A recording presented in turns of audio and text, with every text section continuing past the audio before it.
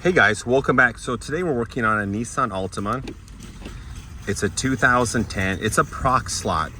A lot of times we don't touch these just because this reader, this sensor, this card, whatever unit you want to call it, is faulty. So when you do like a dead battery test or just program, it no longer works. And now your vehicle is stuck and all the keys are deleted. Big safety concern and very problematic. You have to take it to the dealer or have a specialist fix this. But now let's go ahead and look, we have a solution. So if the reader is bad, can we just get a new reader and problem solve? So if you think about it, the reader is bad, but the computer is good, but it's just that reader is not able to write or read those new keys. So we have the one working key, the new key. We also have a new reader. We really don't need these flanges on there, but let's go ahead and get started and I guess change this out or bypass it if needed with the new reader. So let's go ahead and get started.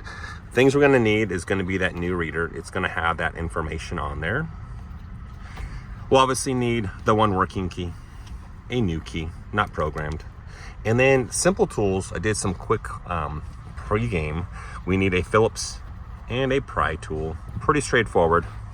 So let's look at what we're looking at. So we have, obviously on the driver's side, we have our panel here. Let's pop that off, stick that over there. And when we look in here, we're gonna have a bunch of stuff. So looking on the inside, we have that Phillips. That's gonna be the point of contact, point of interest we need. But then we have this little ground cable, this little thin cable to fuses. And then if we look, can't really see it, but you can feel it. That's going to be your cable that plugs in there. Is it really going to be user friendly for your hand to reach in there? Yeah, you can do that. So if I reach in here, say if you're not good with your fingers and stuff like that, I just nicked my finger, that's not going to be painful. Plug in something wrong and damage that. So we want to be very careful. Let's not go that way. Let's be more thorough and I guess duplicatable. So what we're going to do is we're going to use our Phillips. We're going to take off that screw. We're also going to take off this panel. So let's take off this panel first. Take that off. Nothing really to see here. And let's go ahead and take off that Phillips screw. Take that screw out. Put it to the side there, and then we're gonna just gently wiggle. Gentle, gentle. And then there we go. We have access to see. So that screw point, that wire, and little fuse in there. Just wanna be careful. And then if you look on the back side, here is our card reader. This is our card reader here, or our key reader. This is where we can plug in. So instead of reaching through here, going through here is going to be dramatically easier and faster. We can still sit in the vehicle and program, but it's not going to be a crazy reach around kind of thing. So here's going to be a proof of concept. So I'm going to have the key with no battery, and I'm going to do brake pedal and push start. It says no key. I'm going to go ahead and slide the key in there. It recognizes it. It starts up. Great.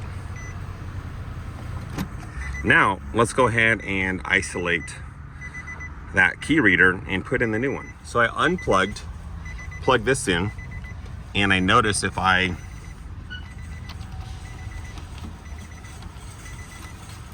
plug it in like so, the dash lights up. It recognizes that key, and I'm gonna brake pedal, push start, and it starts up like normal. Cool. So now we are able to program those keys as needed if that original reader, that sensor is not working. Obviously we don't want to leave this in the vehicle because that's our inventory, but let's go ahead and get started to program that new key using that new sensor, and then we'll cross-check with the original sensor. Okay, so now we're in the vehicle with the Smart Pro. We're plugged in. We plugged in through the OBD, same port, same entry. We have the one original key with no battery. We have the new key with battery, both same frequencies. It's a proc slot as well. So let's go ahead and get started. So we have, it's a 2009, 2010. It's not a hybrid from what I've seen. It's gonna be a regular proc slot, petrol, gas. Let's do this one. So let's go ahead and go to this and see. So switch ignition off. Okay, it's off. Hazards on.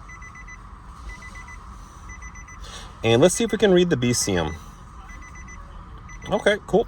So computer's good. Let's go ahead and do program keys. So I'm going to keep in, out of formality, all the other Nissan videos I do. We have key 1 and key 2. Let's go ahead and get started. Program keys. Don't touch the brake pedal. All doors are closed. So I'm going to close the door.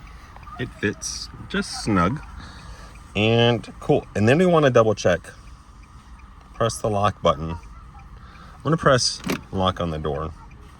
Insert key in the programming slot or hold it up there. We don't want to hold it there. We want to put it in the slot. So I'm going to put it in that new slot.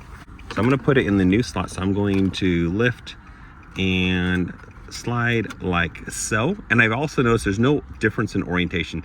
Up or down, it still shows that key icon on there.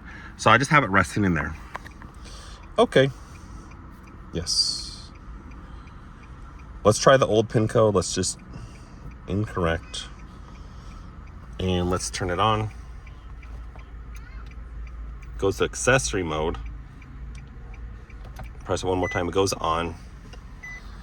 Let's just say yes. It's going to say failed.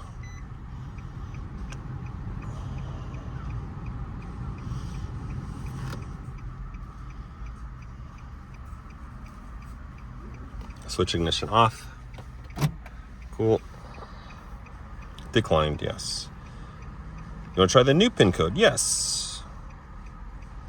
Okay, now I press this. It's gonna go straight to on. Good. And granted. Cool. We want to press and release off. Goes off. Okay, so I have the original key in there. I'm gonna press on button. It should flash 5 times. So, yep, 5 times. Good. Okay. Yes, let's program more keys. Okay. Press off. Okay.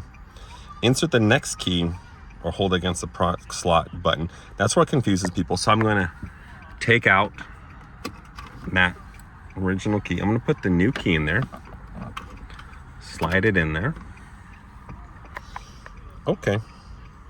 And I'm going to turn it on. Flashing 5 times. Good.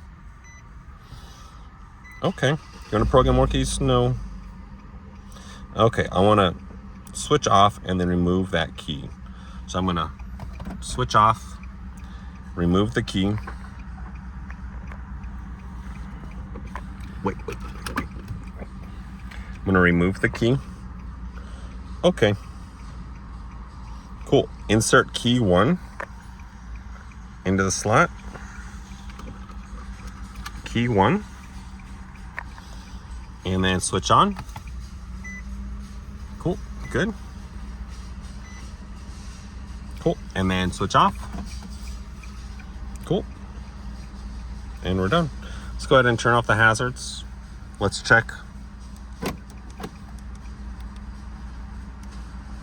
Heard the trunk. No horn.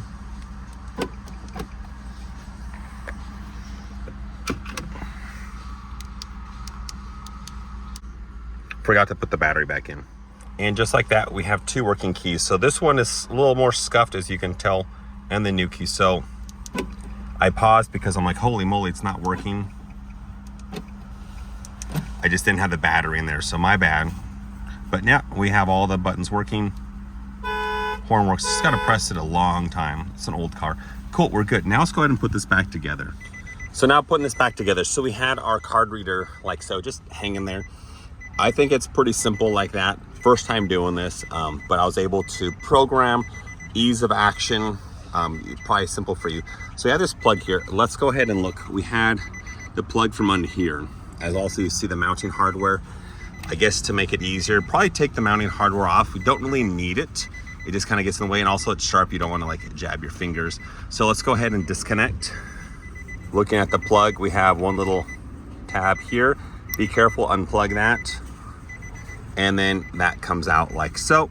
You need two hands, it's just hard to record. But yeah, simple, put that over there. And then I'm going to take this cable, and it's ironically long enough, and I'm just going to, nope, it's this way, and it's upside down. Like so.